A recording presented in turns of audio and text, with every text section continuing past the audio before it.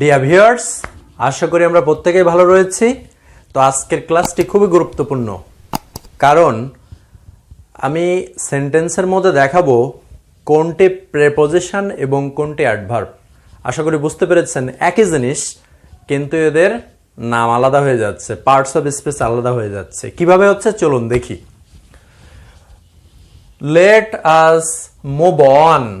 তো ভিউয়ার্স দেখুন, এখানে ওয়ান মানে কিন্তু উপরে বোঝাচ্ছে, উপরে উপরে বোঝাচ্ছে। তো উপরে এই জায়গাটা কিন্তু একটা প্লেস। তো আমরা জানি প্লেস যদি বোঝাই তাহলে অবশ্যই সেটা অ্যাডভার্ব হয়ে যায়। আরেকটা জিনিস আপনাদেরকে একটু বলে রাখি,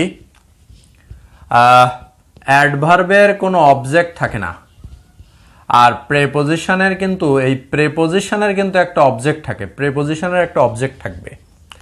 তাহলে অ্যাডভার্বের অবজেক্ট থাকবে না এবং প্রেপোজিশনের অবজেক্ট থাকবে। তো ভিউয়ার্স তারপর দেখুন, a pen is on the table. তো দেখুন এই প্রেপোজিশনের অবজেক্ট কিন্তু টেবিল। কেন? কারণ দেখুন অন বলছে কিসের উপরে, বলছে টেবিলের উপরে। টেবিল কিন্তু নাউন, নাউনের আগে কি বসে?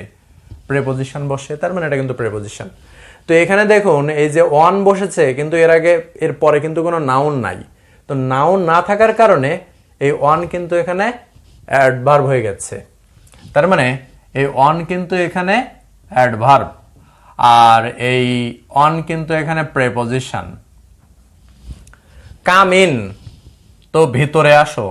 এই ইন মানে ভিতরে, ভিতর মানে কোন একটা স্থান বোঝাচ্ছে, প্লেস বোঝাচ্ছে, প্লেস। তাহলে প্লেস বোঝালে সেটা কি হয়?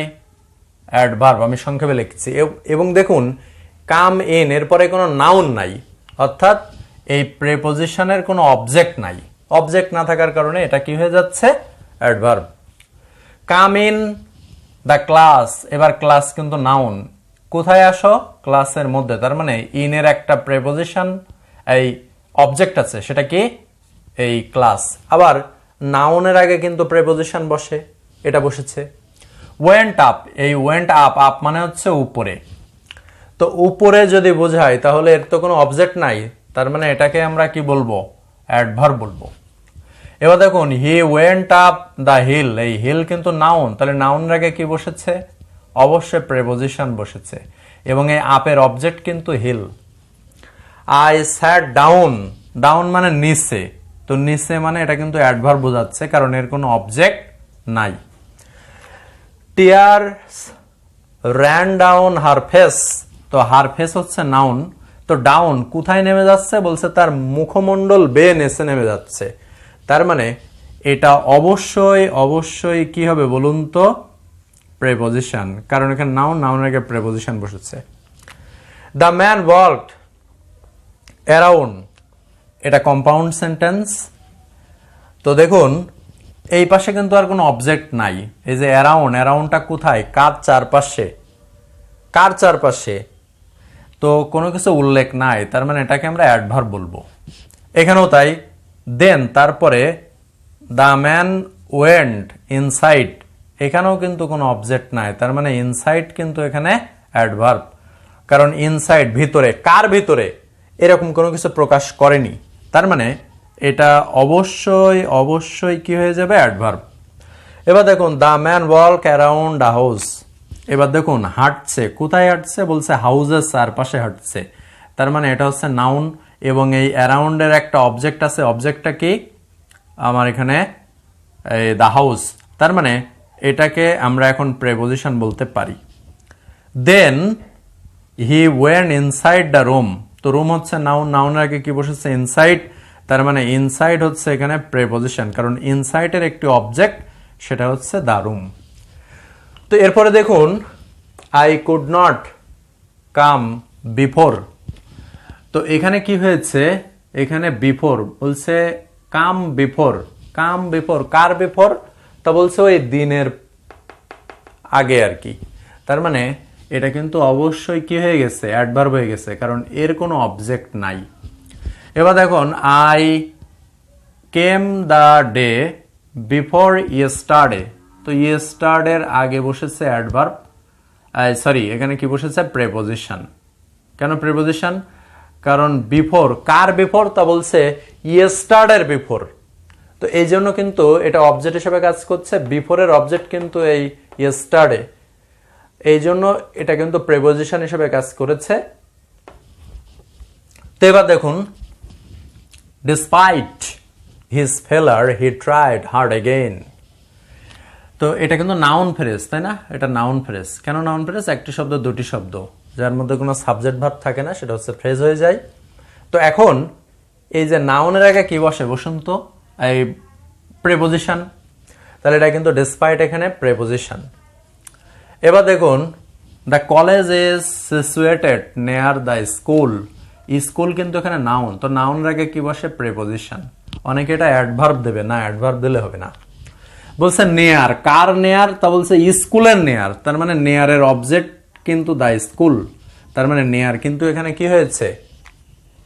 অবশ্যই প্রেপোজিশন। তবে সঙ্গত কারণে নেয়ার কিন্তু এখানে অ্যাডজেক্টিভ, মানে শুধু যদি আমি নেয়ার লিখি, নেয়ার অ্যাডভার্ব হতে পারে, অ্যাডজেক্টিভ হতে পারে। তো দেখুন এখানে যে বিষয়টা হয়েছে, এই নেয়ার কিন্তু এখানে প্রেপোজিশন কাজ করেছে, নাউনের আগে বসে নেয়ারের অবজেক্ট হিসেবে কাজ করছে the school. I helped everybody save হার, এই সেভ মানে কিন্তু ছাড়া, ছাড়া বা ব্যতীত।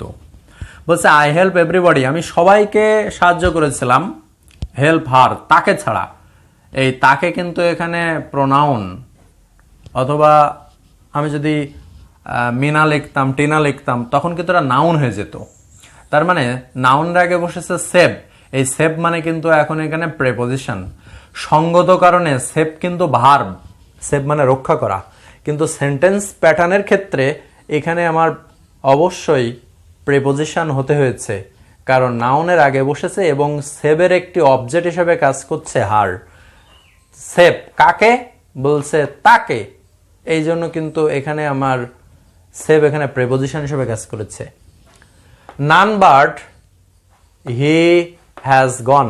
তো দেখুন, হি হ্যাজ গন এটাকে যদি আমি ক্লজ হিসেবে ধরি, তার মানে তার আগে যেটা বসেছে সেটা প্রেপোজিশন, এটা নাউন ক্লজ হিসেবে যদি ধরি।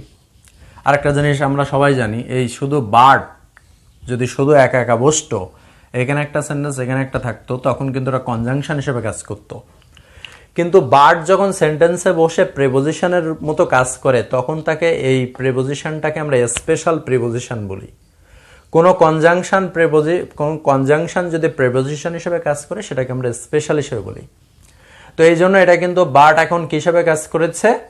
অবশ্যই প্রেপোজিশন হিসেবে কাজ করেছে, কারণ এই নান বাট এর কিন্তু একটা অবজেক্ট থেকে গেছে, he has gone. None but মানে কি? সে ছাড়া।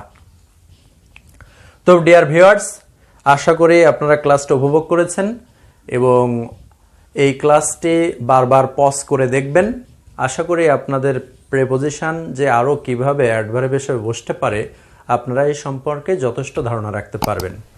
এবং ক্লাসটি কিন্তু খুব ইজি এবং খুব সোজা, যে প্রেপোজিশনের অবজেক্ট থাকে, অ্যাডভার্বের কিন্তু কোনো প্রকার অবজেক্ট থাকে না। তো ভিউয়ার্স, আশা করি চ্যানেলটি সাবস্ক্রাইব করে এই চ্যানেলের সাথে থাকবেন। সবাইকে অসংখ্য ধন্যবাদ।